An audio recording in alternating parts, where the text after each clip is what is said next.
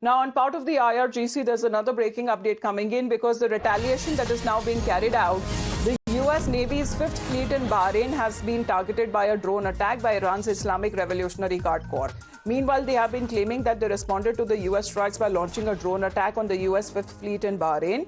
And this is a statement on part of IRGC saying that clashes are ongoing and warned that there would be heavier retaliatory measures that will follow if the US military aggression continues. So mainly, Mayank, looking at the pictures that have also been coming in, this is the Iranian side confirming that the US launched attacks against several locations in southern Iran that has damaged telecommunication tower and destroying 2 water tanks as well. And rightly in its position, Iran has now been striking military operations, military bases of the United States in the Gulf.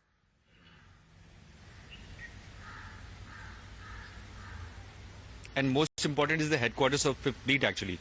Mind it, 5th Fleet is very well adorned fleet actually, which handles multiple dimensions, which is air, subsurface and surface, all three. So it's actually a sort of a messaging that they'll be taking things head on. And they have also struck bases which are around in that region. So it becomes, what seems actually things are getting complicated, because also what they have said is actually they were not involved in bringing down the helicopter, which is Apache attack helicopters in that area. And mind it was such kind of helicopters. I mean, these helicopters were used to strike the fast moving boats in the Strait of Hormuz.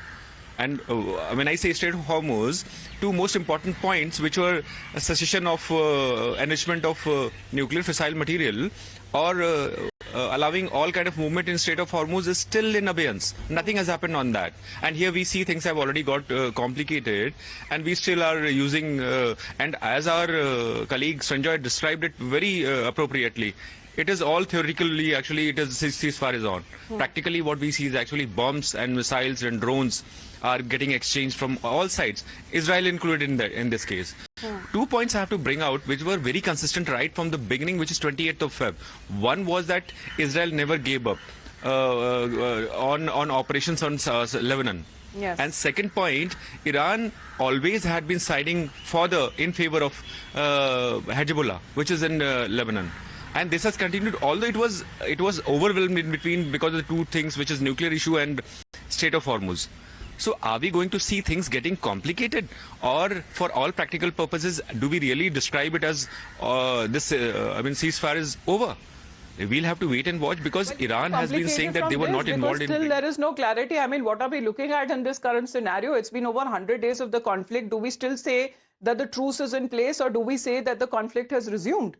I mean, till now, the pictures have been suggesting otherwise. And this seems to be a full-blown conflict. If it actually goes in that category, then it is going to be devastating, not just for the area, but the consequences is something that the entire world would have to face. Now,